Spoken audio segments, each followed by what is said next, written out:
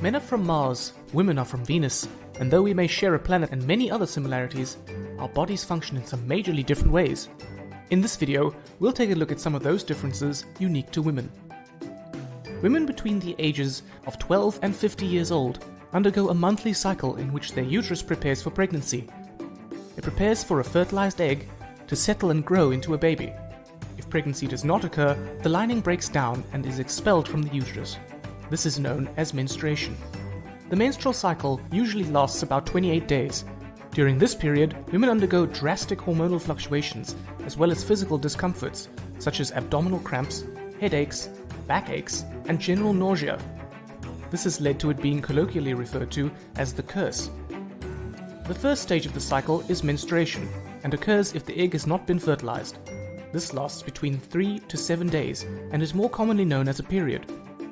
Because the egg has not been fertilized, the uterus lining, called the endometrium, is not needed, and hence it breaks down and is lost through the vaginal canal with some blood.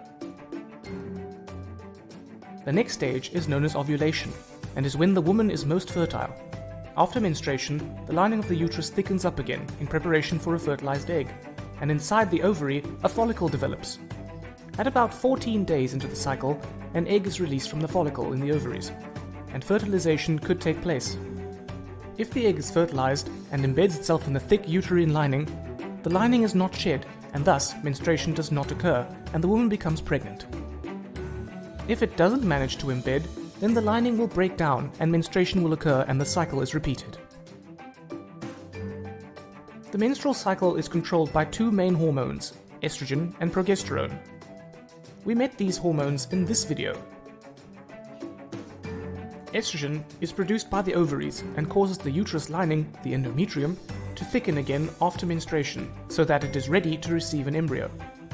Progesterone is produced by the empty follicle in the ovary.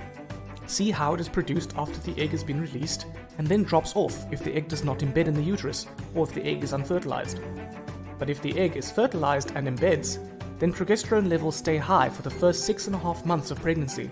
The follicle continues to produce it and a placenta is formed. So estrogen builds up the uterus lining and progesterone maintains it during the second half of the menstrual cycle. There are two other hormones also involved: the follicle stimulating hormone, or FSH, and the luteinizing hormone, or LH. Both FSH and LH are secreted by the pituitary gland.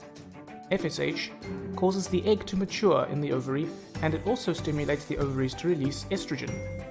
The estrogen then stops FSH being produced, so that only one egg matures in the cycle.